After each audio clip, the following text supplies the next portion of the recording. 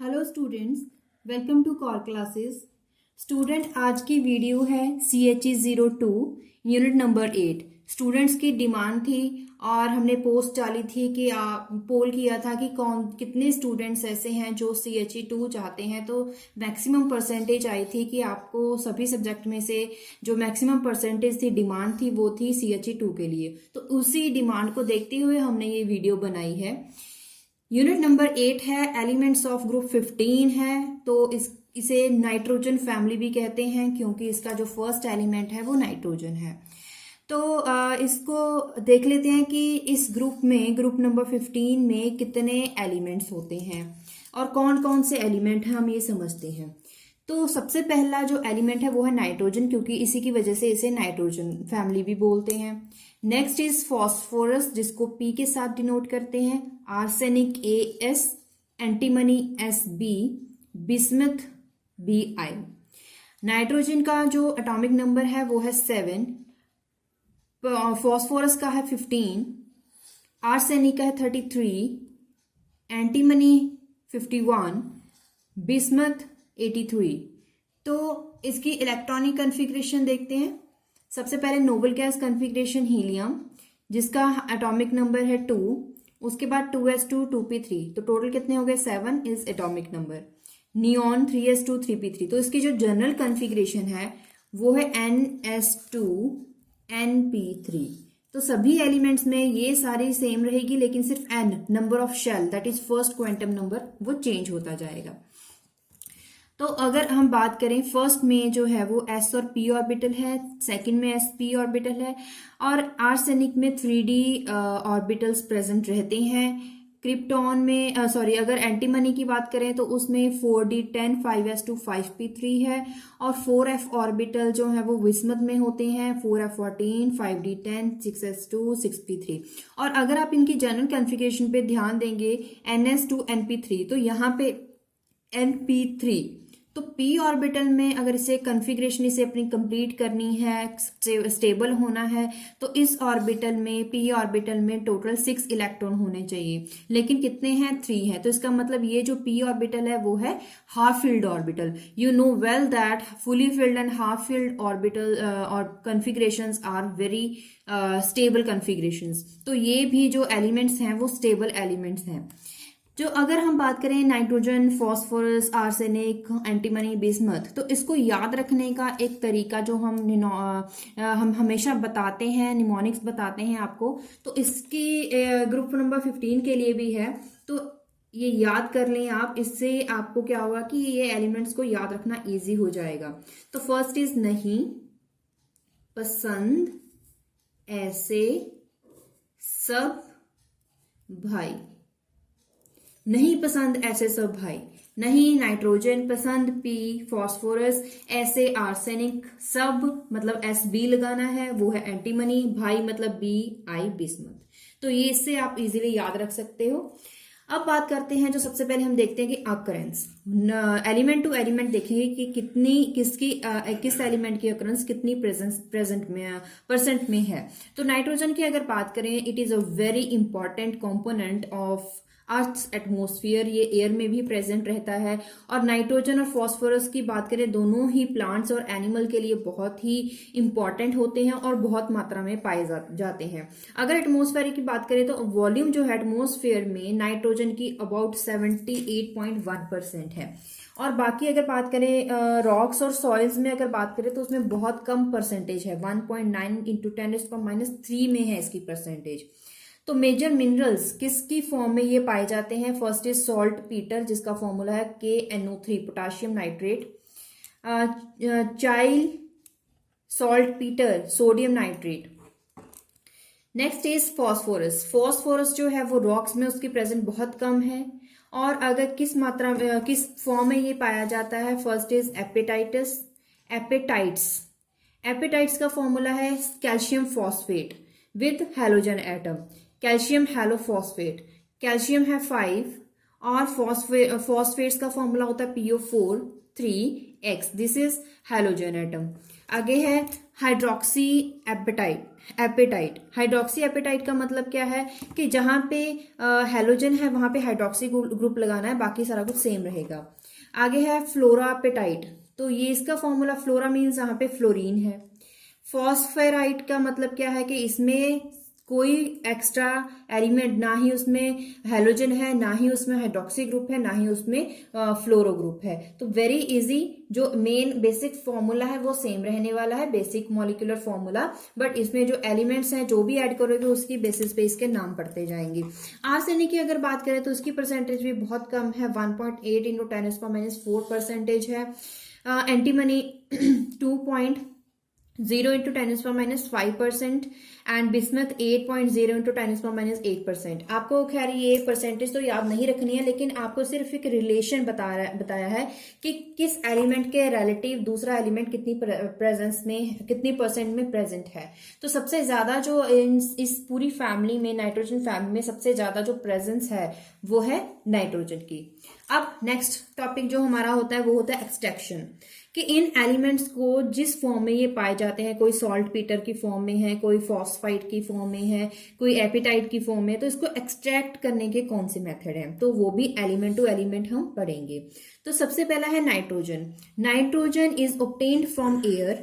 कैसे? एयर से कैसे इसे एक्सट्रैक्ट किया जाए, क्योंकि एयर में सिर्फ और सिर्फ नाइट्रोजन तो नहीं है, उसमें कार्बन मोनोऑक्साइड, कार्बन डाइऑक्साइड भी है, उसमें वाटर वेपर्स भी है, उसमें नाइट्रोजन भी है, बहुत सारी गैसेस उसमें सॉल्युबल होती हैं। तो इसीलिए उसे एक्सट्रैक्ट करने के लिए एयर को सबसे पहले कूल किया जाता है। कूल करने के बाद क्या होगा, वाटर वेपर और कार्बन डाइऑक्साइड दोनों ही रिमूव कर दिए जाते हैं। उसके बाद जो बची हुई गैस है उसको करेंगे कंप्रेस, हाई प्रेशर अप्लाई करके। हाई प्रेशर अप्लाई करने के बाद जब ये गैस कंप्रेस हो जाएगी तो एकदम उसे एक्सपैंड करवाया जाएगा। जब एक्सपैंड करवाया जाता है कंप्रेस करने के बाद, तो आपको पता है कि फिनोमिना आपने पढ़ा है, तो टेम्परेचर डिक्रीज होता है और जो एयर है, गैस है, वो लिक्विफाइड हो जाती है। तो यही फिनोमिना यहाँ पे अप्लाई किया गया है। Fractional distillation of air, liquid air enables separation of nitrogen, मतलब कि उसके बाद उसकी सेपरेट करने के लिए आप डिस्टिलेशन प्रोसेस अपनाएंगे जिससे नाइट्रोजन को सेपरेट किया जा सकता है। उसके बाद जो एक्स्ट्रा गैसेस हैं, ऑक्सीजन हो गया, नोबल गैसेस हो गया, उसे किसी और प्रोसीजर के लिए यूज किया जा सकता है। ये तो रही नाइट्रोजन की बात। फॉस्फोरस को अगर एक्सट्रैक्ट करना हो, it is extracted from phosphate rock.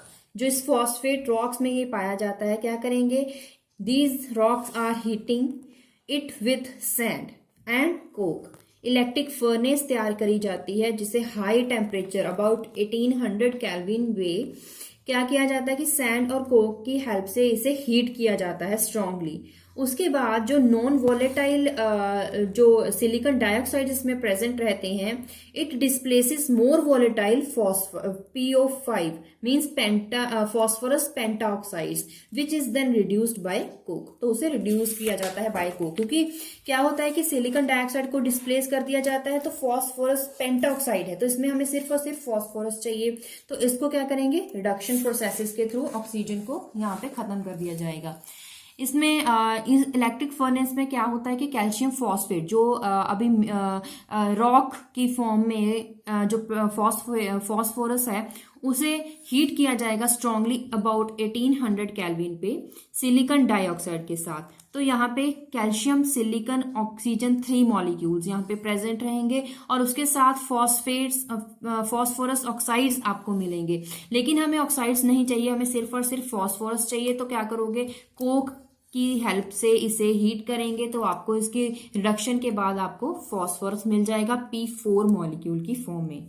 बाकी एलिमेंट की बात करें, चाहे आर्सेनिक हो, चाहे एंटीमनी हो, चाहे बिस्मथ हो, तो उसे सल्फाइड, ये सभी सल्फाइड ओर्स की फॉर्म में प्रेजेंट रहते हैं।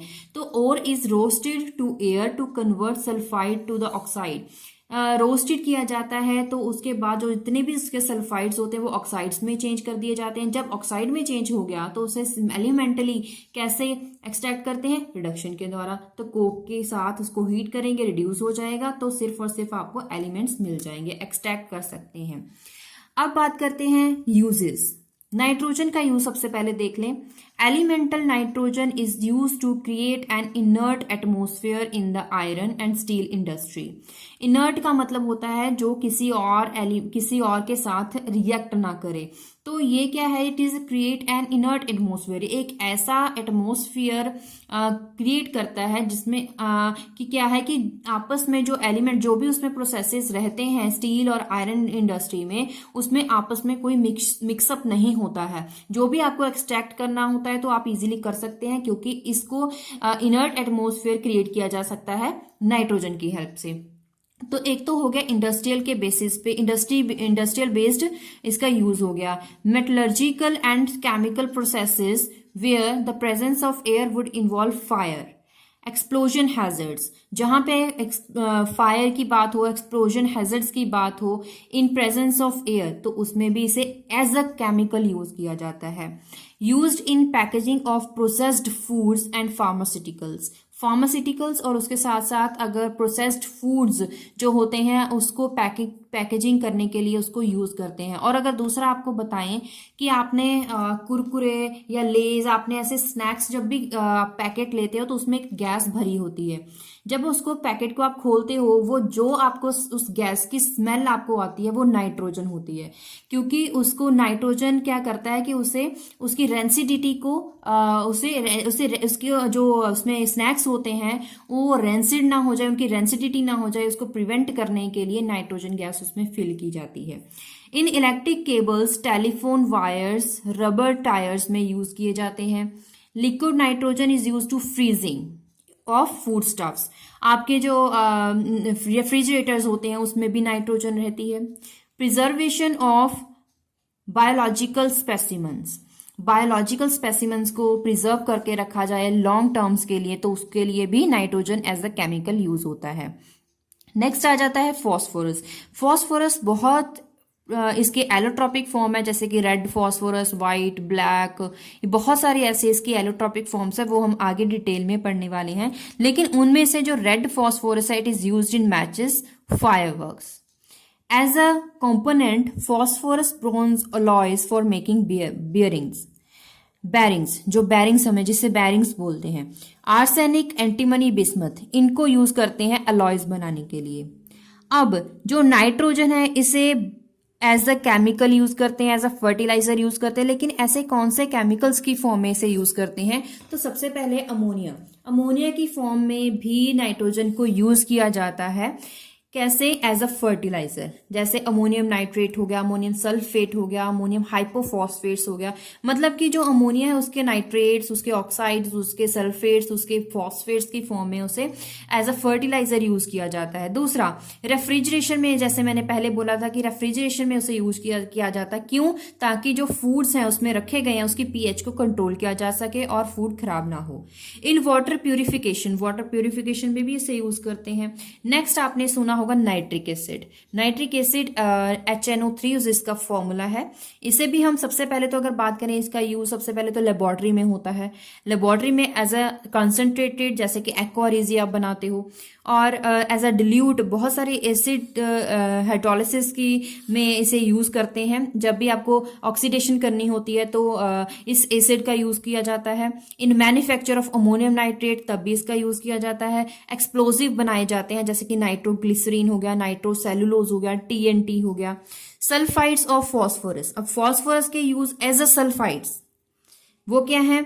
यूज्ड इन मैच इंडस्ट्री, जैसे कि हमने पहले बोला था. इसका जो फॉस्फोरिक एसिड है, it is used in fertilizer, cleaning of metals, rust proofing जैसे कि जो पेंट्स होते हैं, पेंट्स में भी जो सल्फाइड्स, फॉस्फोरस सल्फाइड्स का यूज किया जाता है. डाइसोडियम फॉस्फेट जो है, जिसका फॉर्मूला है Na2HPO4, it is used as emulsifier in the manufacture of pasteurized cheese. इसमें इसका यूज करेंगे. और उसके साथ साथ सोडियम डाइहाइड्रोजन फॉस्फेट. अब सोडियम डाइहाइड्रोजन फॉस्फेट का बहुत ही सिंपल सा फॉर्मूला, सोडियम लिख दीजिए, डाइहाइड्रोजन H2 लिख दीजिए, फॉस्फेट का फॉर्मूला होता है PO4. It is used as undercoat for metal paints, जैसे कि हमने अभी बोला था. Calcium phosphate used in baking powder, toothpaste. Sodium tripolyphosphate, it is used in detergent. And softening water, जो हार्ड वाटर होता है उसे सॉफ्ट करने के लिए यूज करते हैं। Arsenic compounds used in agriculture as a herbicides for weed and pest control. For example, monosodium methyl arsenate, जिसको हम MSMA बोलते हैं। जो भी फार्मर रहते हैं उन्हें इसका अच्छे से पता होगा, वो यूज करते हैं इन चीजों का। Disodium methyl arsenate DSMA। Arsenic acid used as a wood preservation, wood preservation के लिए इसको यूज करते हैं। Sodium arsenite is use for aquatic weed control, पानी में भी यूज करते हैं। अब नेक्स्ट इज प्रॉपर्टीज। पहले तो करेंगे फिजिकल प्रॉपर्टीज। फिजिकल प्रॉपर्टीज में मैं आपको साथ के साथ इसकी प्रॉपर्टी भी बताऊंगी और उसको उस प्रॉपर्टी को एज अ क्वेश्चन आंसर्स में मैं कुछ बताने वाली हूं, क्योंकि आपको सीधा सीधा क्वेश्चन अगर आ जाए, मैं सबसे पहले आपको प्रॉपर्टीज बता दूंगी, फिर मैं बोलूंगी कि इसके बेस पे क्वेश्चंस आ सकते हैं, तो आप कहोगे कि ऐसे किस फॉर्म में क्वेश्चंस आ सकते हैं।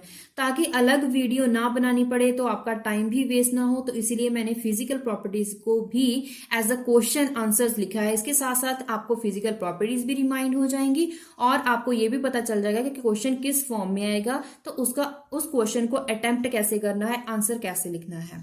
तो चलिए स्टार्ट करते हैं। सबसे पहले प्रॉपर्टी ये है कि nitrogen exist as a diatomic molecule. लेकिन ऐसा क्यों?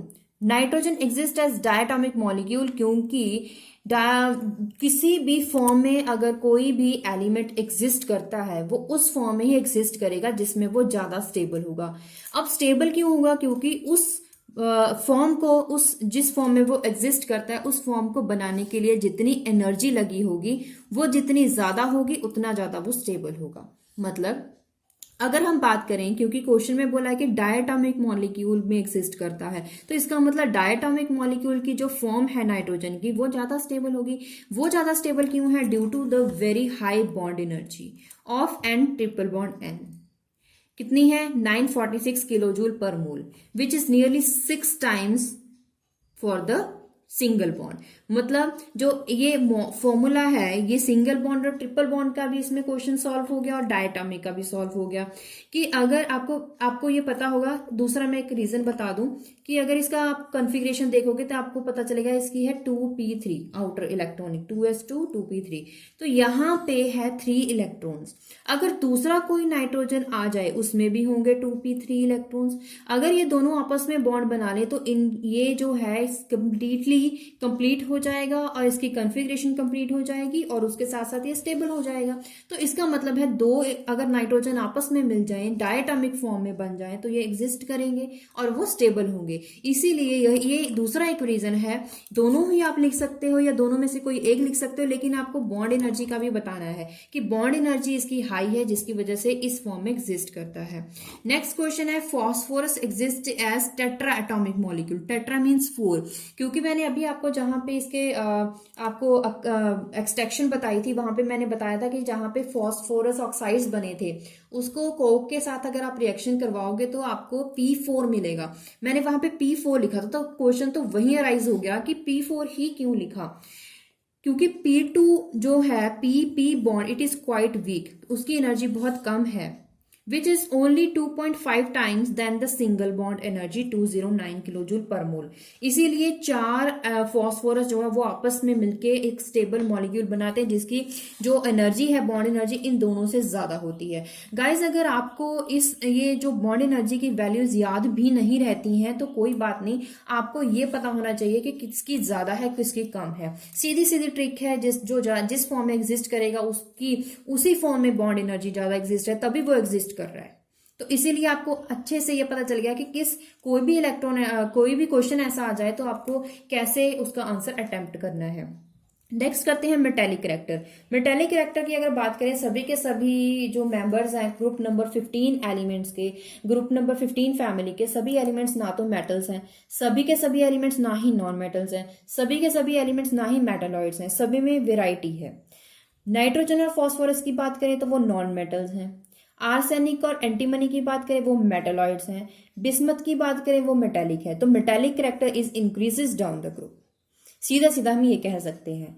अगर बात करें इलेक्ट्रोनेगेटिविटी, आपको पता है as expect the electronegativity decreases down the group as size increases. Density की बात करें, density is equal to mass per unit volume. जितना ज्यादा मास होगा उतना ज्यादा डेंसिटी इंक्रीज होगा, because density is directly proportional to the mass. इसका मतलब जैसे जैसे हम नाइट्रोजन से बिस्मथ की तरफ आएंगे, एटॉमिक नंबर बढ़ेगा, एटॉमिक मास बढ़ेगा। एटॉमिक मास बढ़ रहा है तो इसका मतलब डेंसिटी भी इंक्रीज होगी।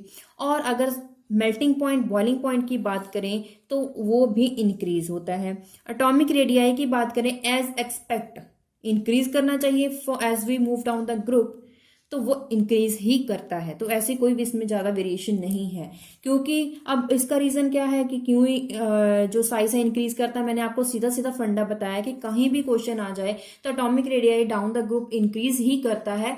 कोई कोई ऐसी फैमिली है जिसमें वेरिएशंस पाई जाती हैं जिसके बेसिस पे क्वेश्चंस आते हैं। लेकिन अगर आपको पूछा जाए कि ग्रुप नंबर 15 में एटॉमिक रेडियाई इंक्रीज करता है, क्यों, एक्सप्लेन कीजिए, तो आपको क्या बताना है कि as we move down the group the quantum number increases, n number increases. As the quantum number increases, the distance between the nucleus and the outermost shell of any element, of all these elements, increases. As the distance increases between the nucleus and outermost shell, the size and atomic radius is also increases from nitrogen to bismuth. Next is ionization energy.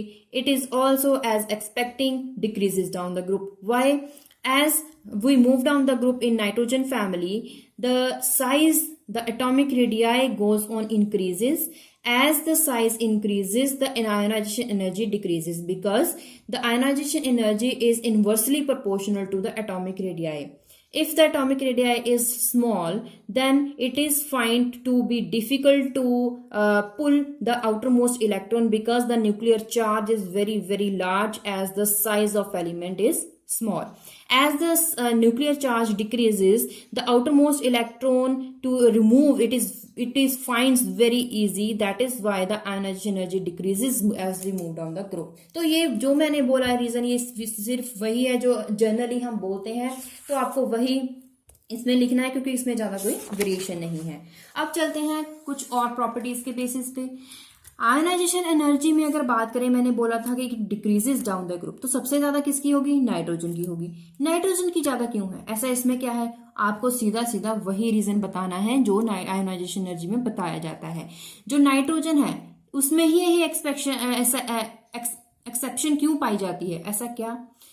क्योंकि अगर आप बाकी elements के साथ compare करें तो इसमें एक प्रॉपर्टी डिफरेंट है। वो क्या है? साइज। इसका जो साइज है बाकी सभी एलिमेंट से कम होगा, वही आपको रीजन लिखना है। Due to small atomic size, nitrogen having very small distance between nucleus and outermost electron, so that it seems very difficult to remove outermost electron. Very easy reason.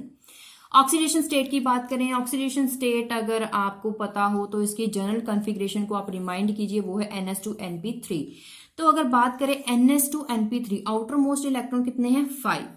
अब इसकी जो ऑक्सीडेशन स्टेट है वो variable हो सकती है, क्योंकि outer most electron में है 5 इलेक्ट्रॉन, तो वो 5 के 5 इलेक्ट्रॉन दे भी सकता है, जस्ट पॉसिबिलिटी है। तो वो अगर उसे इलेक्ट्रॉन उसमें 5 है तो वो अपना ऑक्टेट कंप्लीट करने के लिए उसे 3 इलेक्ट्रॉन्स लेने होंगे इन सभी एलिमेंट्स को, ताकि वो स्टेबल नोबल गैस कॉन्फ़िगरेशन को अचीव कर सके। तो वही इसमें रीजन है। Due to 5 valence electrons, all elements show +5 oxidation state. As we move down the group, the tendency of pair of s electron inert increases and only p electrons are used in the bonding. क्यों? क्योंकि आपको पता होगा NS2NP3, तो p electrons जो है वो participate करेंगे, क्योंकि s जो इलेक्ट्रॉन है वो फुली फिल्ड है। फुली फिल्ड है, 2 इलेक्ट्रॉन इसमें है, तो it is remain inert. Inert का मतलब क्या है? जो बाद में किसी के साथ रिएक्ट नहीं करता। क्यों नहीं करेगा रिएक्ट? क्योंकि वो स्टेबल होगा, उसे किसी और की जरूरत नहीं है, इसीलिए। लेकिन जो स्टेबल नहीं है वही रिएक्ट करेगा। अब स्टेबल कौन नहीं है? जिसके पास इलेक्ट्रॉन नहीं है। इलेक्ट्रॉन किसके पास नहीं है? p ऑर्बिटल के पास। इसका मतलब वही पार्टिसिपेट करेगा बॉन्डिंग में। And resulting oxidation state of +3, मतलब p ऑर्बिटल जो है उसमें थे 3 इलेक्ट्रॉन, अभी ये 3 इलेक्ट्रॉन लेके p6 भी बन सकता है। तीनों के तीनों इलेक्ट्रॉन दे दे तो 2NS2 बन जाएगा, वो भी कंप्लीट ये भी जो स्टेबल कॉन्फ़िगरेशन हो जाएगी। इसीलिए यहाँ पे बताया गया है कि अगर p इलेक्ट्रॉन्स जो है पार्टिसिपेट करते हैं in the bonding, then oxidation state क्या होगी, +3, बिकॉज यहाँ पे 3 इलेक्ट्रॉन्स रिमूव करवाए जाएंगे ताकि जो कॉन्फ़िगरेशन है वो स्टेबल हो जाए। Next question is nitrogen exist in variety of oxidation state, explain. Nitrogen बहुत ज्यादा वैरायटी में ऑक्सीडेशन स्टेट्स में एग्जिस्ट कर सकता है, क्यों? Nitrogen compounds encompass oxidation state of nitrogen ranging from -3 to +5। -3 जैसे कि अमोनिया, अमीन्स, और +5 जैसे कि नाइट्रिक एसिड। तो ऐसा आपको ये जो वैरायटी मिलती है इसमें रीजन बताना है। तो सबसे पहले आपको ये पता होना चाहिए कि ऑक्सीडेशन नंबर, ऑक्सीडेशन स्टेट है जो किसी भी एलिमेंट के लिए कैसे फाइंड करते हैं। अगर आपको नहीं पता है तो आप कमेंट्स में लिखिए, मैं आपको एक्स्ट्रा जो अलग से आपको वीडियो बनाऊंगी क्या कैसे ऑक्सीडेशन स्टेट्स फाइंड करी जाती हैं। अगर नाइट्रोजन की बात करें, इसका एटॉमिक नंबर 7 है, तो एटॉमिक इलेक्ट्रॉनिक कॉन्फ़िगरेशन की बात करें वो है 1s2 2s2 2p3। अब इसकी जो आउटर वैलेंस कॉन्फ़िगरेशन है वो है 2s2 2p3, मतलब कि 5 इलेक्ट्रॉन्स इसमें वैलेंस हैं। तो इसमें अगर बात करें 5 इलेक्ट्रॉन तो वैलेंस हैं, इसमें 2p ऑर्बिटल को देखिए, s ऑर्बिटल तो कंप्लीटली फिल्ड है, p ऑर्बिटल में 3 इलेक्ट्रॉन्स और चाहिए, मतलब कि 3 इलेक्ट्रॉन और चाहिए, मतलब इसकी जो कॉन्फ़िगरेशन जो ऑक्सीडेशन स्टेट है वो क्या होगी, -3, ताकि ये p6 बन जाए और कंप्लीट इसकी कॉन्फ़िगरेशन हो जाए। तो इसको चाहिए 3 इलेक्ट्रॉन, 3 इलेक्ट्रॉन चाहिए तो कितनी ऑक्सीडेशन स्टेट, -3 हो सकती है। और दूसरी एक और पॉसिबिलिटी है, वो क्या है कि 3 इलेक्ट्रॉन की बजाय वो 2 ले ले, फिर 1 ले ले, मतलब कि -3 -2 -1। और उसके बाद उसकी कॉन्फ़िगरेशन के लिए एक और पॉसिबिलिटी क्या है, वो है वैलेंस इलेक्ट्रॉन 5 है, 5 के 5 इलेक्ट्रॉन दे दे तो बन जाएगी +5 इलेक्ट्रॉन कॉन्फ़िगरेशन, मतलब कि इसकी जो ऑक्सीडेशन स्टेट है वो -3 से लेकर 5 +5 तक जा सकती है। क्यों? It is based directly on the electronic configuration. तो इलेक्ट्रॉनिक कॉन्फ़िगरेशन में आपको पता है p6 इलेक्ट्रॉन जो है वो कंप्लीटली फिल्ड होते हैं, तो इसके लिए 3 के बाद अगर 4 इलेक्ट्रॉन एक और आ जाए, फिर 5 आ जाए, फिर 6 आ जाए, तब ये कंप्लीट हो जाएगा। -3 भी इसकी स्टेबल कॉन्फ़िगरेशन है, +5 भी है। जितनी इसकी पॉसिबिलिटीज उतनी इसकी ऑक्सीडेशन स्टेट। हालांकि ये सारी की सारी ऑक्सीडेशन स्टेट में इतना स्टेबल नहीं होता है। तो अगर बात करें कि कितनी वैरायटी में मिल सकती है तो वो -3 से लेकर +5 तक। Next question, nitrogen forms ionic nitrides but other members of group 15 not. Nitrides जो हैं वो नाइट्रोजन बना सकता है, कैसे, क्या रीजन है? It is not easy from energy to gain 3 electrons. अभी हमने बोला कि अगर p ऑर्बिटल में 3 इलेक्ट्रॉन्स आ जाएं तो वो उसकी ऑक्सीडेशन स्टेट हो जाएगी और वो स्टेबल हो जाएगा। लेकिन 3 इलेक्ट्रॉन्स को गेन करना किसी भी एलिमेंट के लिए इतना आसान नहीं है, क्योंकि उसके लिए बहुत एनर्जी की जरूरत पड़ती है। क्योंकि उसे अगर नोबल गैस कॉन्फ़िगरेशन में अचीव करना है, जितने ज्यादा इलेक्ट्रॉन्स की उसको जरूरत पड़ेगी उतनी ज्यादा उसे एनर्जी भी चाहिए होगी। The formation of tri negative ion is rare. इसीलिए नाइट्रोजन की अगर बात करें, नाइट्रोजन के केस में अगर दूसरे एलिमेंट्स के साथ कंपेयर करेंगे तो आपको पता है उसका साइज भी स्मॉल है, उसकी इलेक्ट्रोनेगेटिविटी भी ज्यादा है। इसीलिए नाइट्रोजन ट्राइवेलेंट एनाइंस बना सकता है, कैसे? विद रिएक्टिव मेटल्स के साथ which have low ionization energy. ऐसे एलिमेंट्स के साथ, ऐसे मेटल्स के साथ, मेटल्स की तो आयोनाइजेशन एनर्जी कम होती है, तो उन मेटल्स के साथ ये रिएक्ट करके ट्राइवेलेंट एनाइंस बना सकता है, जैसे कि lithium nitride, magnesium nitride, beryllium nitride, calcium nitride. But जो दूसरे एलिमेंट्स हैं उन सबका साइज भी इतना कम नहीं है जितना कि नाइट्रोजन का है, उनकी जो इलेक्ट्रोनेगेटिविटी है वो भी इतनी ज्यादा नहीं है जितनी कि नाइट्रोजन की है। तो यही डिफरेंस है जो इस क्वेश्चन का आंसर बनेगा। Next is coordination number. इसके बेसिस पे भी क्वेश्चंस हैं। Nitrogen can not extend its coordination number, why? पहला क्वेश्चन। दूसरा क्वेश्चन ऐसे भी आ सकता है, nitrogen can not form pentavalent compounds. ये पेंटावेलेंट कंपाउंड्स का मतलब है इसके साथ 5 एलिमेंट जुड़े, जैसे कि NCl5, NF5, ऐसे ये नहीं बना सकता, ये ट्राइवेलेंट कंपाउंड्स बना सकता है, बाकी सारे एलिमेंट्स बना सकते हैं, ऐसा क्यों? तीसरा क्वेश्चन जो है वो है PCl5 can exist but NCl5 not, जो कि मैंने अभी बोला था। ये तीनों ही क्वेश्चंस जो हैं वेरी वेरी इंपॉर्टेंट। आपको मैंने जितने भी क्वेश्चन इसके बेसिस पे आए हैं, मैंने इंपॉर्टेंट क्वेश्चन के बेसिस पे वीडियो भी अलग से बना रखी है, तो उस पे भी जितने सारे क्वेश्चंस है वो उसके आंसर्स यहाँ पे मैंने लिख के बताए हैं। तो कैसे आपको मतलब कि आपको यहाँ पे सुन के भी, मतलब यहाँ पे वीडियो देख के भी इजीली पता चल जाएगा कि कैसे क्वेश्चन को अटेम्प्ट करना है। तो देखिए, nitrogen is not able to extend its coordination number, क्यों? 4 से ज्यादा नहीं कर सकता। The other element have coordination number 5 भी है, 6 भी है, क्यों? Extension of coordination number is due to only the availability of d orbitals. जब मैंने वीडियो स्टार्ट करी थी मैंने तभी बताया था कि नाइट्रोजन जो है उसके केस में डी ऑर्बिटल्स नहीं है।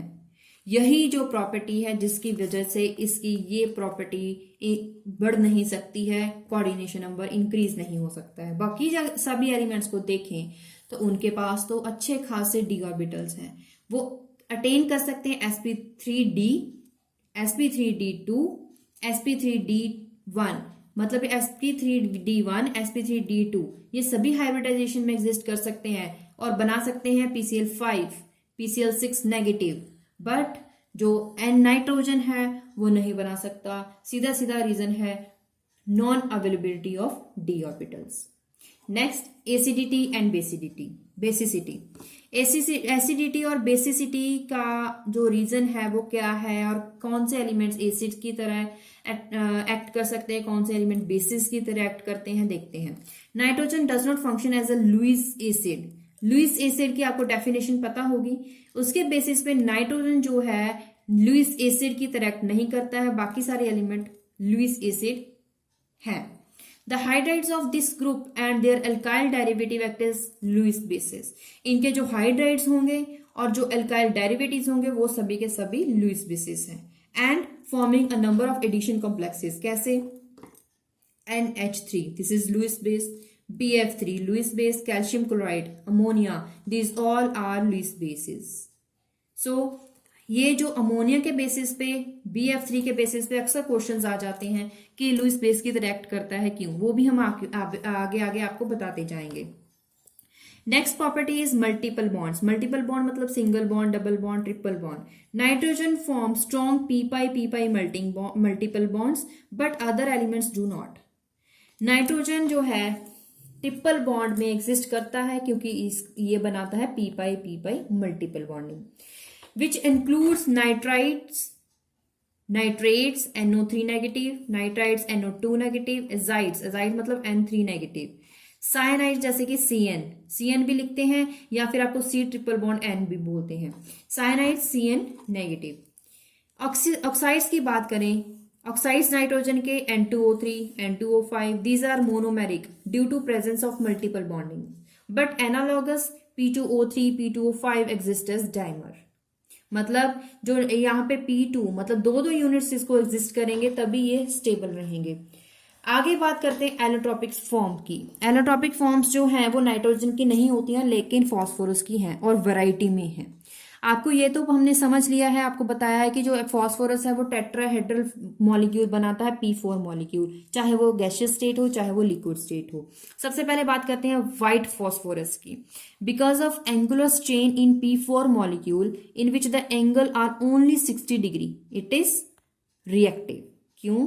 क्योंकि एंगल स्ट्रेन है जिसकी वजह से जो एंगल है वो 60 डिग्री है, तो वो स्टेबल नहीं होता है, स्टेबल नहीं है तो वो फटाफट रिएक्ट करता है, और it spontaneously catches fire in air.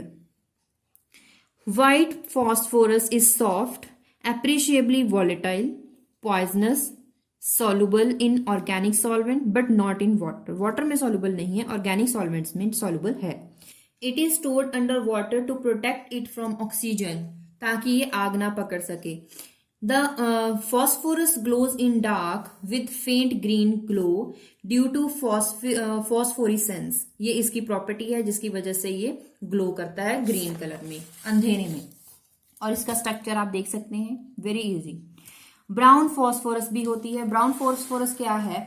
Above 1000 Kelvin, P4 molecule bring to dissociate into P2 molecule. Dissociate कर जाता है, जब उसे हीट करेंगे तो उसके P2 molecules बन जाएंगे. रैपिड कूल कीजिए, of this vapour gives brown phosphorus. White phosphorus को एकदम से हीट करें और एकदम से रैपिड कूलिंग करें तो क्या मिलेगा? P2 molecules which are brown phosphorus, brown colour के. Next is red phosphorus. Phosphorus is heated above 1000 Kelvin. और ज्यादा हीट करें तो उनमें से जो P4 मॉलिक्यूल, उनमें से P जो बॉन्ड होगा वो टूट जाएगा और पॉलीमेरिक फॉर्म बनेगी जो रेड कलर की बनेगी, तभी इसका नाम है red phosphorus. Due to its polymeric nature in which angles are less strain, उसमें ज्यादा एंगल स्ट्रेन नहीं है तो वो ज्यादा स्टेबल होंगे और लेस रिएक्टिव होंगे. स्ट्रक्चर आप देख सकते हैं. Next is black phosphorus. Heating white phosphorus. White phosphorus को हीट कीजिए अंडर हाई प्रेशर तो ब्लैक फॉस्फोरस बन जाएगा. It is inert. उसका लेयर स्ट्रक्चर है रिजेंबलिंग ग्रेफाइट, बिल्कुल ग्रेफाइट की तरह. देखिए एक लेयर, दूसरी, तीसरी, ऐसे बहुत सारी ऐसी लेयर्स हैं. तो जैसे कि ग्रेफाइट है वैसे ही इसकी भी लेयर टाइप स्ट्रक्चर है. ग्रेफाइट की तरह ये भी मेटेलिक लस्टर बनाता है and it is a conductor of heat and electricity like graphite. Black phosphorus is the most metallic of allotropic form of phosphorus which is called metallic phosphorus. अब सभी जो है इनकी रिएक्टिविटी की बात करें तो सबसे ज्यादा रिएक्टिव है ब्राउन, उसके बाद व्हाइट फॉस्फोरस, उसके बाद रेड फॉस्फोरस और सबसे कम रिएक्टिव है ब्लैक फॉस्फोरस. आगे बात करते हैं इनकी केमिकल प्रॉपर्टीज. फिजिकल प्रॉपर्टीज होगी, अब chemical properties. With oxygen nitrogen with oxygen, oxygen के साथ अगर नाइट्रोजन कंबाइन करे only at very high temperature to yield nitric oxide. Phosphorus अगर कंबाइन करता है वो रेडिली कंबाइन करता है, ट्राइऑक्साइड भी बना सकता है, पेंटाऑक्साइड P2O3 भी, P2O5 भी बना सकता है. That it is stored under water. Arsenic, antimony, bismuth की अगर बात करें, हीटिंग इन एयर, क्योंकि ऑक्सीजन है तो ये भी ट्राइऑक्साइड्स बनाते हैं, जैसे कि आर्सेनिक ऑक्साइड हो गया, एंटीमनी ऑक्साइड हो गया, बिस्मथ ऑक्साइड हो गया. ऑल एक्सेप्ट, सिर्फ नाइट्रोजन को छोड़ के ये हैलोजन के साथ रिएक्ट कर सकते हैं टू फॉर्म EX3 टाइप और EX5 टाइप हैलाइड्स. बिस्मथ जो है वो बनाता है try halides. All react with sulphides, sulphur के साथ भी रिएक्ट करके सल्फाइड्स बना सकता है, सिर्फ और सिर्फ नाइट्रोजन को छोड़ के. सिर्फ नाइट्रोजन जो है वो वाटर के हाइड्रोजन के साथ रिएक्ट करता है तो क्या बनाता है? अमोनिया बनाता है. All elements of group 15 react with metals.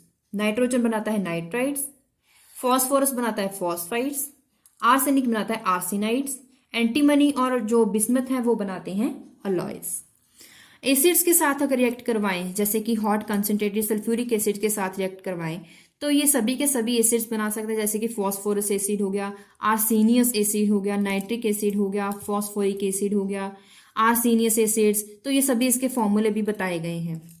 Action of alkalis. Alkalis की अगर साथ रिएक्शन करवाई जाए, फॉस्फोरस बनाता है एल्कली हाइपोफॉस्फाइड्स या फिर फॉस्फीन PH3, ये आपने सुना होगा और इंपॉर्टेंट भी है, आगे हम इसे डिटेल में पढ़ेंगे. Arsenic form alkali arsenite ASO3 3 negative. Antimony bismuth का कोई रिएक्शन नहीं है, these are unaffected. Nitrogen form nitrous oxide NO when a mixture of nitrogen and air passed through the electric arc. Phosphorus P2O3 P2O5 बनाता है. जो हमने ऊपर points पढ़े हैं उसको सिर्फ और सिर्फ रिएक्शंस की फॉर्म में अब लिखेंगे. फॉस्फोरस, नाइट्रोजन, आर्सेनिक हो सकता है, रिएक्शन करवाएंगे एयर के साथ, ऑक्सीजन हीट करेंगे, क्या मिलेगा? E2O3.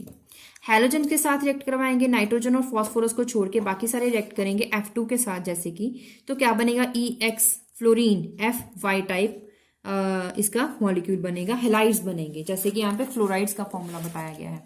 सल्फर्स के साथ रिएक्ट करवाओगे तो सोडियम नाइट्रोजन भी नहीं रिएक्ट करता है, फॉस्फोरस देता है phosphorus sulphides P4S3, arsenic sulphides, antimony sulphides, bismuth sulphides. कैसे? E react with sulphur giving ESY. यहाँ पे E क्या है?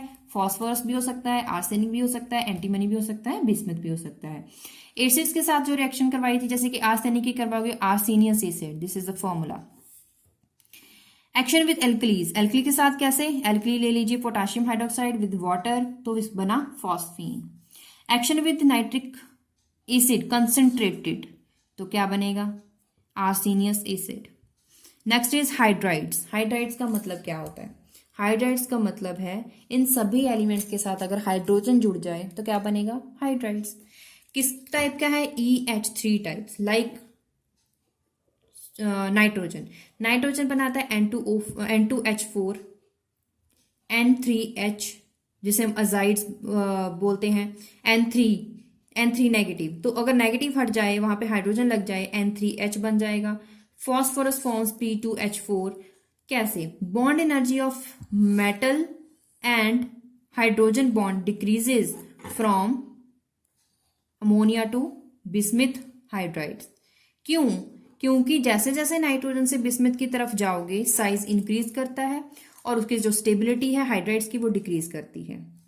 और अगर स्ट्रक्चर्स के में बेसिस पे बात करें, हाइड्राइड्स के स्ट्रक्चर्स, जैसे कि अमोनिया की बात करें, अमोनिया का आपको स्ट्रक्चर अच्छे से पता होगा और बहुत इंपॉर्टेंट भी है। Central atom in tri hydrides is sp3 hybridize. जैसे कि यहाँ पे सेंट्रल एटम क्या है? नाइट्रोजन। इसके साथ 3 हाइड्रोजन हैं, मतलब इसकी कॉन्फ़िगरेशन क्या थी? 2s2 2p3। तो 3 तो हाइड्रोजन लग गए, ये 2 कैसे बचे?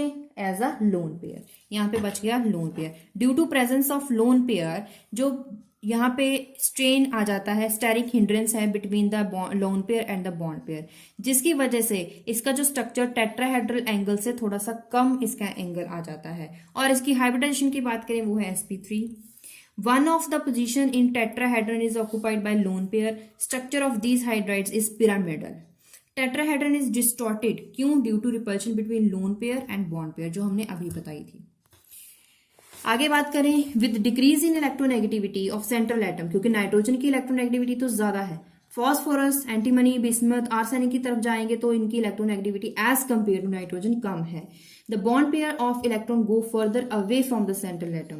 This results in a decrease in repulsion of bonding pairs. अब बात करते हैं अमोनिया। वेरी वेरी इंपॉर्टेंट, ये असाइनमेंट में भी क्वेश्चन आए थे और उसके साथ साथ पेपर में तो आते ही हैं। Haber process is very important, इसको आप बिल्कुल भी नहीं छोड़ेंगे क्योंकि ये पेपर में आएगा ही आएगा। सबसे पहले बात करेंगे अमोनिया की प्रेपरेशन कैसे करेंगे। It is prepared in laboratory by heating ammonium salts. Ammonium salts जैसे कि अमोनियम क्लोराइड हो गया, इसको अगर आप रिएक्शन करवा दोगे बेस के साथ, अमोनियम क्लोराइड ले लें और इसे करवा दें रिएक्शन बेस के साथ, तो अमोनिया बनेगा। Ammonium chloride react with calcium hydroxide, दोनों को, ये व्हाइट कलर का पाउडर होता है, कैल्शियम हाइड्रोक्साइड के साथ रिएक्ट करवाओगे, एक पंजेंट स्मेल बनेगी, जो इसका मतलब है अमोनिया बन गई है। तो लिक्विफाइड करने के लिए, क्योंकि इसके वेपर प्रेशर इसका बहुत ज्यादा होता है, तो इसे हमेशा ब्लैक बॉटल्स में रखा जाता है और पानी में रखा जाता है। जो बॉटल्स हैं उसे हमेशा ठंडे पानी में रखा जाता है ताकि इसका वेपर प्रेशर जो है वो इसका कम हो जाए। Haber process, nitrogen from air and hydrogen from synthesis gas react together at a high pressure. Haber process में क्या होता है, जो एयर है उसमें से नाइट्रोजन ली, कोई भी गैस अगर रिएक्शन करवाएंगे उसमें हाइड्रोजन गैस अगर बनेगी तो वो हाइड्रोजन गैस ले लीजिए, दोनों को हाई प्रेशर में रिएक्ट करवाएं, अबाउट 250 एटमॉस्फेयर प्रेशर में, और टेम्परेचर इसका ज्यादा रखें 800 केल्विन। और कोई भी कैटलिस्ट कौन सा लेंगे आप? ऑक्साइड्स लेंगे, जैसे कि हो गया मोलिब्डेनम ऑक्साइड हो गया MOO3, और पोटाशियम ऑक्साइड हो गया, एल्यूमिनियम ऑक्साइड हो गया, ऐसे आपको कैटलिस्ट यूज करने हैं। तो nitrogen react with hydrogen to form ammonia and enthalpy है -92 किलोजूल पर mole, highly exothermic reaction. According to Le Chatelier principle, high pressure will favour the forward reaction which proceeds with reduction in volume, volume reduction हो जाएगी, volume reduce हो जाएगी, क्योंकि जो forward reaction आपने देखा है हाईली एक्सोथर्मिक है। High temperature would favour the backward reaction which results dissociation of ammonia, जिसकी वजह से अमोनिया की डिसोसिएशन हो जाती है, नाइट्रोजन एंड हाइड्रोजन फिर से बन जाते हैं, तो it is reversible reaction. Catalyst हमने पहले ही बता दिया, oxides of molybdenum, oxides of potassium, oxides of aluminium use कर सकते हैं। ये तो हो गया अमोनिया की प्रेपरेशन, एक तो बेसिक प्रेपरेशन, एक very very important Haber process के थ्रू प्रेपरेशन। अब बात करें इसकी प्रॉपर्टीज। क्या प्रॉपर्टीज? अभी हमने बताया था कि ये है स्ट्रॉन्ग पंजेंट ऑर्डर है इसका, बहुत तीखी इसकी स्मेल है, आप इसका जो ढक्कन है डायरेक्टली खोल के इसको स्मेल नहीं कर सकते हैं। कलरलेस गैस है, गैसियस फॉर्म अगर है तो वो कलरलेस है, और it can be liquefied either high pressure और decrease in temperature. High pressure में करोगे तो इसको लिक्विफाई कर सकते हैं, जो कि मैंने अभी बताया कि ब्लैक कलर की बॉटल्स में अक्सर लेबोरेटरी में प्रेजेंट रहती हैं। Highly soluble in water, ammonia solution in water generally called ammonium hydroxide, but अगर इसे एक्वस अमोनिया कहा जाए तो it is better way. Ammonia, aqueous ammonia react with water to form ammonium ion and hydroxyl ion. Equilibrium constant की बात करें 1.81 into 10⁻⁵। इस equilibrium constant की वैल्यू यहाँ पे लिखने का मकसद क्या है, ताकि आपको ये पता चल जाए कि इसकी जो इक्विलिब्रियम कांस्टेंट की value it is very low and it indicates that जो एक्वा सोल्यूशन बना है it is very weak alkali, it is not strong alkali. Ammonium molecule has pyramidal structure having lone pair of electron. Structure जो हमने पहले ammonia का बताया था वही आपको यहाँ पे जरूर बनाना है। जब भी आपको इस पे केमिस्ट्री बतानी हो तो आपको इसका स्ट्रक्चर तो अक्सर बताना ही है। Ammonium ion formed on reaction with H positive hydrogen ion has tetrahedral structure. Ammonia function as donor, इसीलिए इसको बोलते हैं ल्यूइस एसिड। और अगर बात करें liquid ammonia as a non aqueous solvent, non aqueous solvent, liquid ammonia is good solvent, react with water, it is resemblance with water. कैसे कि दोनों की सेल्फ आयोनाइजिंग हो जाएगी, लेकिन फर्क सिर्फ इतना है कि जो अमोनिया है उस केस में डिग्री ऑफ आयोनाइजेशन बहुत कम होती है एज कंपेयर टू वाटर। तो इसकी डिसोसिएशन करेंगे अमोनियम प्लस अमाइड, वाटर की करेंगे hydronium ion plus hydroxyl ion. इसके जो सॉल्ट्स होते हैं चाहे वो क्लोराइड्स हो चाहे वो नाइट्राइड्स हो वो एक्ट एज एसिड। अमाइड जो है वो बेस रहता है in liquid ammonia. Acid base neutralisation क्या होती है, न्यूट्रलाइजेशन का मतलब न्यूट्रल बन जाए compound. In the liquid ammonia can be reaction giving a salt and a solvent, this is salt and solvent. देखिए ammonium chloride and ammonium amide, sodium amide दोनों की रिएक्शन यहाँ पे बताई गई है, डिसोसिएशन यहाँ पे बताई गई है। तो अमोनियम क्लोराइड और सोडियम अमाइड दोनों को रिएक्ट करवाएं इन द लिक्विड अमोनिया तो इसके सॉल्ट बनेंगे। This is acid, this is base, तो यहाँ पे न्यूट्रलाइजेशन हो गई, सॉल्ट बन गया, दिस इज न्यूट्रल। ऐसे यहाँ पे एसिड और बेस की करवाएंगे। आपने +2 में बहुत एक्सपेरिमेंट्स भी करे होंगे। न्यूट्रलाइजेशन पॉइंट आपको फाइंड करना होता है जहाँ पे आप वो टाइट्रेशंस करते हैं, वही ये एक्सपेरिमेंट है। कम्प्लेक्स फॉर्मेशन, कम्प्लेक्स फॉर्मेशन भी है। कैसे, जैसे अगर आपको बताएं sodium zinc chloride react with sodium hydroxide in water, same ऐसे ही लिक्विड अमोनिया में भी ऐसे ही स्ट्रक्चर्स बनते हैं, लेकिन हाइड्रोक्साइड की बजाय, क्योंकि वाटर की बजाय हम अमोनिया ले रहे हैं तो यहाँ पे अमोनियम सॉल्ट बनेंगे जो प्रेसिपिटेशन की फॉर्म में बनेंगे। उसके बाद बेस कौन सा लोगे, सोडियम हाइड्रोक्साइड की बजाय लोगे सोडियम अमाइड जो सॉल्युबल कॉम्प्लेक्स बनाएगा, एक कॉम्प्लेक्स फॉर्मेशन हो जाएगी। हाइड्रोजन वेरी इंपॉर्टेंट अगेन, तो इसको लिख के रखें, इट इज़ वेरी इंपॉर्टेंट, ताकि आपको पेपर में जब प्रेपरेशन करोगे फाइनल इस पे आप जरूर नज़र लगा इसको एक बार गो थ्रू जरूर हो लीजिएगा। हाइड्रोजन जिसका फॉर्मूला है N2H4। प्रेपरेशन कैसे होती है, prepared by sodium hypochlorite with ammonia in the presence of small amount of gelatin. कैसे, अमोनिया सोडियम हाइपोक्लोराइड, हाइपो का मतलब होता है एक्स्ट्रा ऑक्सीजन, सोडियम क्लोराइड में अगर ऑक्सीजन आए तो उसका नाम पड़ जाएगा सोडियम हाइपोक्लोराइड। एंड रिएक्शन करवाएं तो यहां पे क्या हो जाएगी, reaction sodium chloride sodium hydroxide, ammonium chloride sodium hydroxide, ammonia react with ammonium chloride sodium hydroxide, तो यहाँ पे बन गया हाइड्रोजन NH2 या फिर N2H4, सेम है, दोनों लिख सकते हैं। Sodium chloride with water, sodium ammonium chloride के साथ रिएक्शन करवाएं, साइड रिएक्शन है, और ये भी साइड रिएक्शन दोनों आपको बताई गई है। आपको ये नहीं लिखनी है, आप ये दोनों भी लिख सकते हैं, कोई बात नहीं।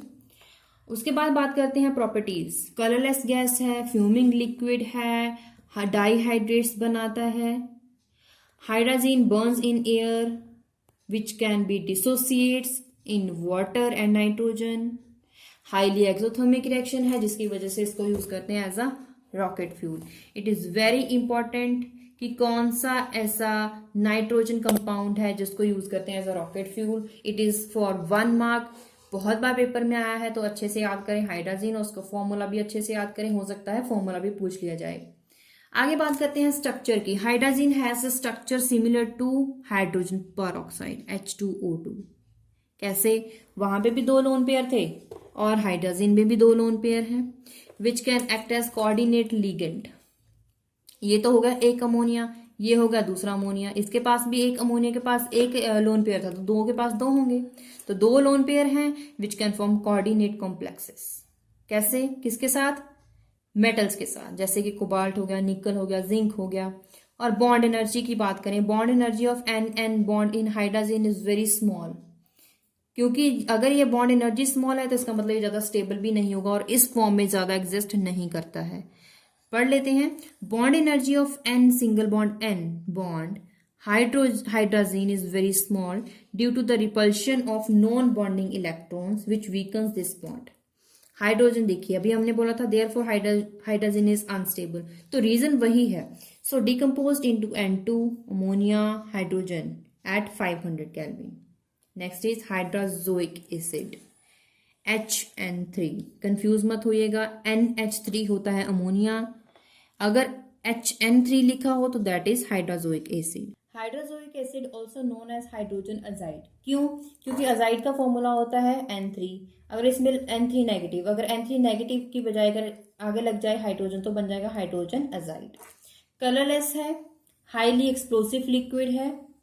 सोडामाइड मतलब कि NaNH2, इसके साथ अगर रिएक्ट करवाया जाए N2O at 450 kelvin, sodium azide is formed which on treatment with sulphuric acid form hydrazoic acid. मतलब अजाइड्स के सोडियम अमाइड के साथ अगर रिएक्शन करवाई जाए तो अजाइड्स बनेंगे, इसी अजाइड को एसिड के साथ रिएक्ट करवा दीजिए, क्या बन जाएगा? Hydrazoic acid.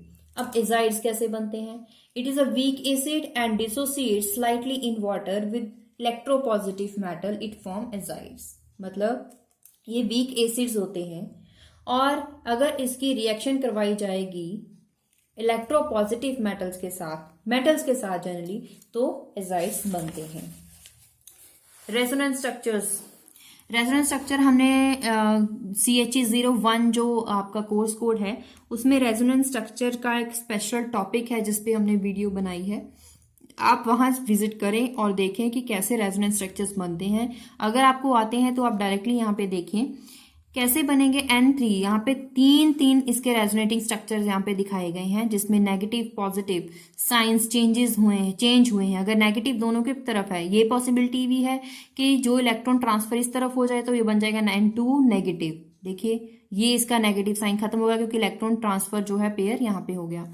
अब उसके बाद अगर यहाँ पे है तो इस तरफ भी हो सकता है, दोनों ही सिमेट्रिक हैं तो यहाँ भी हो गया। For covalent azides and hydrozoic acid which is largely covalent 3 structures obtained, but अगर लगाया जाए पॉलिंग चार्ज रूल तो इसमें एक जो स्ट्रक्चर है वो नहीं आएगा because of 2 adjacent atom having same charge। 2 adjacent atom में सेम चार्ज नहीं होना चाहिए, तो इसका मतलब यहाँ पे एक स्ट्रक्चर नहीं बन सकता है। एक यहाँ पे अगर बात करें देखिए HN3, तो इसमें देखिए हाइड्रोजन एजाइड में एक ये स्ट्रक्चर बना, तीसरा ये भी बन सकता था, लेकिन क्या है कि ये पॉसिबल नहीं होगा अकॉर्डिंग टू पॉलिंग चार्ज। तो इस रेजोनेटिंग स्ट्रक्चर तो आप इजीली बना सकते हैं। Phosphine which is very important PH3, मैंने बोला था कि ये भी इंपॉर्टेंट है तो इसको डिटेल में करेंगे। It is prepared by various methods. कैसे? आप क्या करें, कैल्शियम फॉस्फाइड या कोई भी और मेटल फॉस्फाइड ले लें, उसकी हाइड्रोलिसिस करवा दें तब भी आपको फॉस्फीन मिल जाएगा।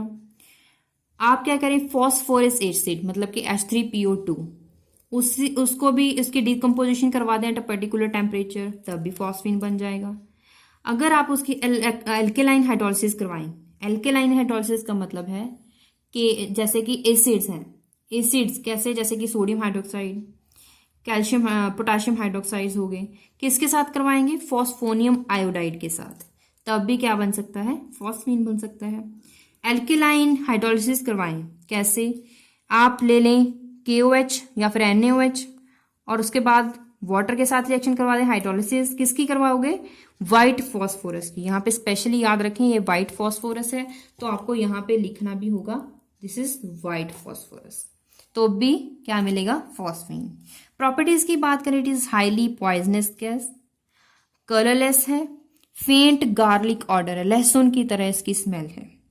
Pure phosphine ignites in air at about 435 kelvin, but when contaminated, जब कंटेमिनेट हो जाए तो इस किसके ट्रेस मिलेंगे, P2H4 के ट्रेसेस आपको मिल सकते हैं। It is spontaneously inflammable. कैसे, फॉस्फीन की रिएक्शन अगर करवाई जाए ऑक्सीजन के साथ तो इसके ऑक्साइड्स बनेंगे, H3PO4 एसिड्स बनेंगे। अब बात करें हेलाइड्स। हेलाइड्स की सभी एलिमेंट्स के साथ ट्राई हेलाइड्स बन सकते हैं नाइट्रोजन के, बट इसमें NF3 ही स्टेबल है। क्यों? क्योंकि इसमें जो N और F बॉन्ड है वो स्ट्रॉन्ग बॉन्ड बनते हैं। NCl3 एक्सप्लोजिव है इसलिए नहीं बना पाते। NBr3, Ni3 exist only as अमोनिएट्स। अब इन सभी के हेलाइड्स की अगर हाइड्रोलिसिस करवाओगे तो देखिए आपको कितने सारे कंपाउंड्स, बहुत एग्जांपल्स यहाँ पे लिखी गई हैं, जैसे कि NCl3 हो गया। NCl3 react with water to form ammonia, displacement reaction आपको यहाँ पे करवानी है just. PCl3 react with water, H3PO3। SB antimony chloride, SbCOCl antimony hypochloride, bismuth hypochloride when react with water. Trihalides except NH3, इसको छोड़ के बाकी सारे लुईस एसिड्स हैं। मतलब अगर यहाँ पे आ गया NCl3 तो ये लुईस एसिड नहीं है। ओके, बाकी है लुईस एसिड्स। मतलब द ट्राइहेलाइड्स कैन बी ऑक्सीडाइज्ड। अगर ट्राइहेलाइड्स हों, अगर उसको ऑक्सीडाइज करवा दिया जाए तो उसका ऑक्सीडेशन नंबर और बढ़ जाएगा, तो ट्राईवेलेंट से वो पेंटावेलेंट कंपाउंड्स बन जाएंगे। तो PCl3 से PCl5 बन सकते हैं। PCl3 react with ammonia to form phosphorus ammoniated phosphorus. PCl3 bromine के साथ रिएक्ट करें, PbR2Cl3 डायरेक्ट बस ऐड करवा दें। हाइड्रोजन आयोडाइड के साथ रिएक्शन, सल्फर के साथ, ऑक्सीजन के साथ, ये सारी की सारी इसकी केमिकल रिएक्शंस हैं। इसको तो आप प्रैक्टिस करें तो तभी आप इसको रिमाइंड कर सकते हैं। एक दो बार आप लिख के देखेंगे तो इजीली आपको याद हो जाएगा। उसके बाद करेंगे एक्सरसाइजेस। कुछ और क्वेश्चंस पड़े हैं। Nitrogen exist as N2 where as phosphorus exist as P4 in gaseous state. क्यों? अब एग्जिस्ट की बात जहां पे आती है वहां पे आपको लिखना है bond energy. Because the bond energy of N triple bond N bond is 6 time then the single bond and that is why it exist as diatomic molecule. लेकिन अगर फॉस्फोरस की बात करें, it is bond energy is only 2.5 times, ज्यादा difference नहीं है single bond के साथ, तभी it prefers to exist as P4। उसके बाद करें next question, white phosphorus is more reactive than red. क्यों? White phosphorus is more reactive than red phosphorus because of high angular strain. ये हम पढ़ चुके हैं। Why ammonia act as Lewis base. कोई भी मॉलिक्यूल लुईस बेस क्यों होगा? क्योंकि अगर उसके पास इलेक्ट्रॉन है डोनेट करने के लिए तभी वो लुईस बेस होगा according to the definition of Lewis base. तो अमोनिया के पास भी लोन पेयर ऑफ इलेक्ट्रॉन्स हैं, वो इसको डोनेट कर सकता है, जिसकी वजह से it act as Lewis base. यहां पे आप डालें डेफिनेटली, मतलब ये पेपर में आएगा ही आएगा, तो अच्छे से इसको याद कर लें। What type of substances act as acid और बेसिस इन लिक्विड अमोनिया। कैसे ऐसे सब्सटेंसेस हैं जो वो लिक्विड अमोनिया में एसिड की तरह फॉर्म एक्ट करेंगे, कौन से बेसिस की फॉर्म में? The substances which furnish ammonium ion and amide ion act as acids and bases in liquid ammonia, जैसे कि ammonium chloride.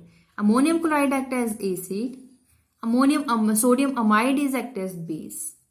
Hydrogen is unstable. क्यों? इसमें जो हाइड्रोजन है उसमें N सिंगल बॉन्ड है, इसमें लोन पेयर है, बट जो नाइट्रोजन है उसका साइज स्मॉल है। स्मॉल साइज की वजह से जो लोन पेयर हैं वो एक दूसरे के क्लोज आ जाते हैं। क्लोज आने की वजह से क्या होगा? रिपल्शन होगी, and repulsion between lone pair is very very large, very very high. और दूसरी बात, अगर रिपल्शन की बात करें बिटवीन नॉन बॉन्डिंग इलेक्ट्रॉन्स, यही this weaken single bond NN, nitrogen nitrogen single bond weak हो जाएगा, इसीलिए वो अनस्टेबल होता है। Explain why trihalides of nitrogen can not be oxidise to pentahalides, मतलब वही क्वेश्चन जो हमने अभी आपको बताया था वो एक बार और आ गया कि जो नाइट्रोजन है वो पेंटावेलेंट कंपाउंड नहीं है। क्यों? Because of non availability of d orbitals, it can not accommodate more than 8 electrons in its valence electron, that is why it can forms trihalides but not pentahalides. Right electronic configuration nitrogen and phosphorus, आपको सभी elements की electronic configuration याद रखनी है, तो उसमें से कोई भी आ सकती है। Explain Y nitrogen is chemically less reactive, less reactive क्यों है? क्योंकि वो स्टेबल है। अब स्टेबल क्यों है? क्योंकि उसकी बॉन्ड एनर्जी, अब एग्जिस्ट करने की बात आ गई, बॉन्ड एनर्जी को आपको यहाँ पे लिखना ही है। Why NF3 is stable but NCl3 Ni3 are explosive, ऐसा क्यों? अगर बॉन्ड की कंपैरिजन बॉन्ड का करा जाए तो NF bond is very strong as compare to Cl as compare to iodine, इसीलिए जो NF मॉलिक्यूल है वो बन सकता है, स्टेबल होता है, बाकी जो है वो इजीली डिकम्पोज हो जाते हैं और वो एक्सप्लोसिव हो सकते हैं। Why are PbR5 phosphorus pentabromaide, phosphorus pentaiodide, these are less stable despite इसका जो फॉस्फोरस का ऑक्सीडेशन स्टेट है वो 5 हो सकता है। 5 इज नॉट ऑक्सीडाइजिंग स्टेट, मतलब जो फॉस्फोरस है इसकी +5 ऑक्सीडेशन स्टेट नहीं है, फिर भी वो PbR5 Pi5 बना सकता है, चाहे उसके लेस, अगर ऐसा है तो वो लेस स्टेबल क्यों है? PbR5 Pi5 जो है, अगर इसके साइज का कंपैरिजन किया जाए, atomic size of halogen is very large size, phosphorus और Bri इन दोनों के साथ इनका कंपैरिजन करेंगे, साइज बहुत बड़ा है, एक साइज छोटा सा एक साइज इतना बड़ा सा, तो इसका जो कंपैरिजन बहुत ज्यादा है जिसकी वजह से इतनी ज्यादा स्टेबिलिटी नहीं होती है। वही इसमें लिखें, as very large size as compare to small size phosphorus, so 5 halogen cannot be packed around 5 phosphorus, that is why these pentahalogens are less stable। तो इसी के साथ हमने हाफ चैप्टर, ये जो आज स्टार्ट किया था यूनिट नंबर 8, वो हमने हाफ कर लिया है। नेक्स्ट हाफ वीडियो जल्द ही हम अपलोड करेंगे।